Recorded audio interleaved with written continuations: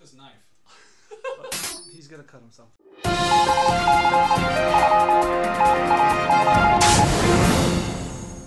What's up, everybody? Welcome back to another episode of Tuesday Newsday. I'm your host, Max Scoville, and Tuesday Newsday is the show that we do on Tuesdays where we talk about the news, if that was for some reason confusing and unclear to you. Today we got a lot of news. A lot of big things happened in the last week, and I will try to go over as many of them as I can, as well as throwing in a few little tidbits that maybe slipped under your radar if you do pay attention to this type of thing. First and foremost, let me talk to you guys about Call of Duty Advanced Warfare, which is the new Call of Duty game that's going to be coming out this November. Fun fact, Destructoid actually got a leaked copy of this trailer on, what was it, Thursday, I believe? Thursday night, just kind of showed up, we got a hold of it, we put it up, and suddenly Activision, who was counting down to this big, crazy reveal, jumped the gun a little bit on their reveal. So that went up.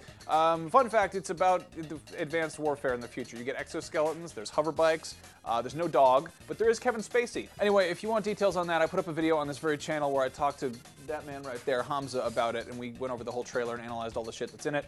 One new piece of tidbit information is that Kevin Spacey's character is named Jonathan Irons, the manliest name for Kevin Spacey. And then, of course, there's the fact that it's obviously going to have multiplayer, and all the shit that's in the regular game is going to carry over to multiplayer for the most part. So those exoskeletons and the hover bikes and all that are going to be in there. Unclear if Kevin Spacey's going to be in multiplayer, though that would be pretty cool as a kill streak bonus. You just come out and give awesome monologues and totally just sass people real good. So anyway, Call of Duty Advanced Warfare, November 4th. That's coming to 360, PS3, PS4, PC, and not Wii U. So there you go. Also coming out for Xbox One and Xbox 360 by way of XBLA is Super Time Force, the latest from Cappy Games, which is the one where you play as really cool little guys like Dolphin Lundgren and Jeff Leopard, and you're a bunch of little men and you jump around and shoot stuff. If you're unfamiliar with this game, there's a trailer, you can go watch it. It's basically you keep dying, and every time you die, you have the level played through with your own ghost, so you keep going and you're shooting everything. It's a little bit like 50 First States meets Contra. So there you go. That's coming out next week. That's coming out May 14th. No price point yet, but I'm guessing somewhere between 15 and 20 bucks. So keep an eye on that one. It looks awesome. While we're riding high on this Microsoft hype train, I better tell you guys that Microsoft Studios is in talk with Showtime about producing a Halo TV series. We knew they were doing the Halo TV series. We didn't know that Showtime would be involved, but the fact that Showtime is showing interest means that there's probably going to be tits in it. Yeah, I said it. You're going to see probably breasts all over the place, because every Showtime show has breasts in it. I'm watching that Masters of Sex show, Lizzie Kaplan. Now, it's not explicitly related to Microsoft or 360s or Xboxes or all that shit, but it's probably worth noting that Mountain Dew has announced that Baja Blast will be released in bottle form. So for those of you who like the taste of Gatorade Arctic Frost mixed with Mountain Dew, you can now get that at your local 7-Eleven, not just your local Taco Bell. Yeah, I just reported on Mountain Dew in a video game show. What's up, guys? Okay, anyway, moving on to actual real journalism news about legitimate factual topic stuff. Okay, so you might remember how John Carmack left id Software to go work for Oculus because he's the smartest man in the universe, and he decided that he wanted to make cool VR technology because inventing first-person shooters and designing rocket ships in his garage wasn't advanced enough, so he's going to go hang out with Palmer Luckey and they're going to make cool space hats. Well, ZeniMax, the company that owns id Software, has threatened a little bit of legal action in the direction of Oculus, basically being like, John Carmack signed a contract that says that he can't steal our ideas.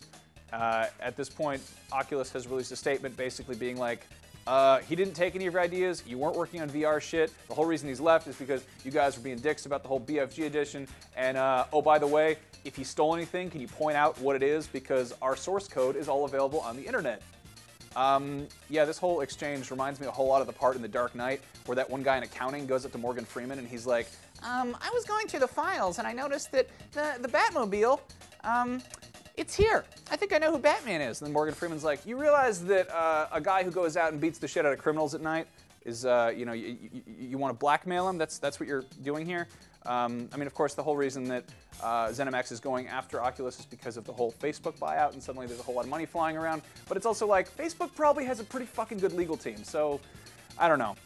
Anyway, on a more actually productive note in relation to Oculus, it's worth noting that Brendan Iribe, I don't know if I'm saying that right, but Brendan from Oculus, he released a statement saying that one of their goals in the long term is to maybe work towards creating an MMO environment that supports up to 1 billion people. Apparently there are 1.3 billion Facebook users, and the idea working with Facebook is to kind of combine VR and Facebook. So it's basically the metaverse. Yeah, it's absolutely goddamn insane. Probably a few years off. A lot of people were kind of like, what's Facebook going to do with Oculus? Well, one of the investors actually made a really good point saying that Facebook buying Oculus is a little bit like when Google bought Android way back in 2005. Now Google's on all the Android devices. They got all that shit combined and all that nonsense. So it makes a lot more sense when you put it in that perspective. In any case, I, for one, welcome this new Second Life that hopefully is better than actual Second Life. Oh, and hey, if you're curious about a practical application of an Oculus Rift VR headset, the Norwegian Army has been using them as tank driving helmets. Cyberpunk is here, you guys. If you guys pay attention to the stupid shit I say on the internet, you might be aware that I'm extremely excited for the upcoming Xbox One exclusive Insomniac Games title Sunset Overdrive, which we saw revealed at E3 this year, and we don't know a whole lot about it other than it is an open world game, and it involves people jumping around and doing some wacky stuff. I said it looked like a cross between, Jet Grind Radio and a Tang commercial, and apparently I wasn't too far off because this teaser site has just been launched for Overcharge Energy Drink, which is a neon orange beverage that apparently plays something of an integral role in the game. On this website, it's kind of teasing a bunch of shit that's in-game items. Basically, it's set in Sunset City, which I don't think I actually knew that. There's a restaurant called Sex Burger. There's a wacky cast of characters, including a man who hates animals and healthcare. There's the head of Fizco, which is the company that produces this energy drink. And then there's a whole little teaser of a media tour they're going to be doing, this energy drink allegedly, but I'm guessing it's actually going to be Insomniac promoting the game. They say they're going to be hitting a number of cities, including Los Angeles, San Diego, Seattle, and Cologne, Germany. Yeah, if I didn't know any better, I would say that's indicating that they're going to be at E3, San Diego Comic-Con, PAX Prime, and Gamescom over in Germany. So yeah, that's something to look forward to. I'm just dying for more details about this game. I was, kind of trying to, hold back my excitement because we saw a big CG reveal trailer, and that doesn't necessarily indicate what an actual game is like. But there's a restaurant chain called Sex Burger, and it's an open world game, and there's energy drinks in it, so I am sold. Actually, if you want to hear my theory, if you go back and watch the trailer, there's a bunch of these kind of orange monsters running around. My theory is that this energy drink causes people to mutate, and that's the premise of the game, and that sounds stupid enough for me. I have a bag of Pokemon juice here.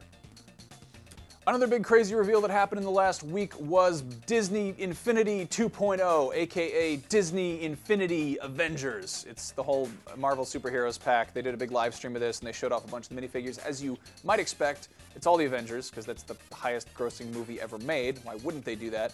Not a whole lot of the other properties, because again, Marvel still doesn't have their claws back on Spider-Man or the X-Men, though it wouldn't surprise me if they made a little bit of an appearance. Of course, there's some Disney characters too. I think Stitch shows up. I want to say I saw Maleficent in there. I'm not really big on Disney, but I am big on Marvel, and it excites me to know that Rocket Raccoon is going to be playable in Disney Infinity. It looks really cool. It looks like a huge, where's my wallet? Because I should just burn it right now, because I'm going to spend all my fucking money on these goddamn toys.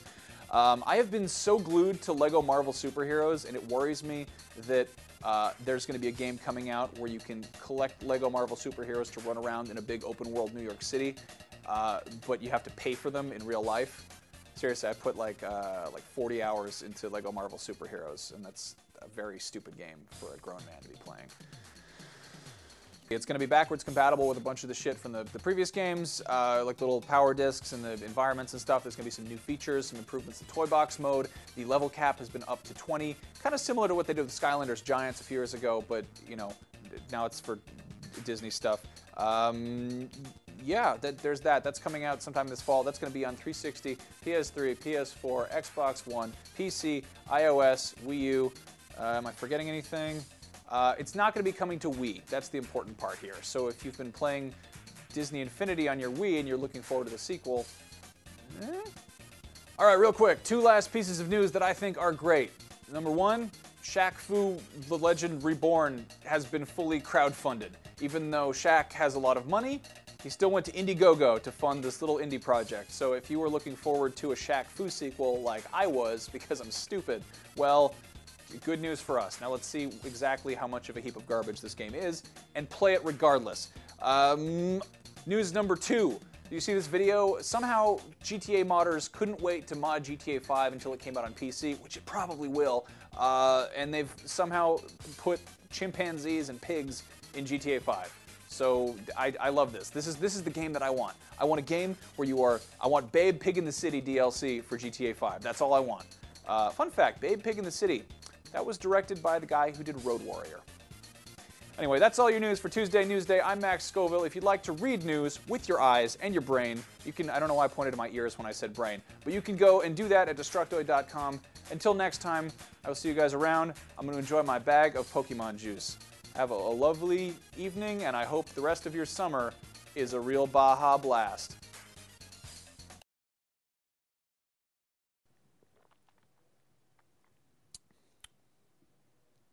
Oh.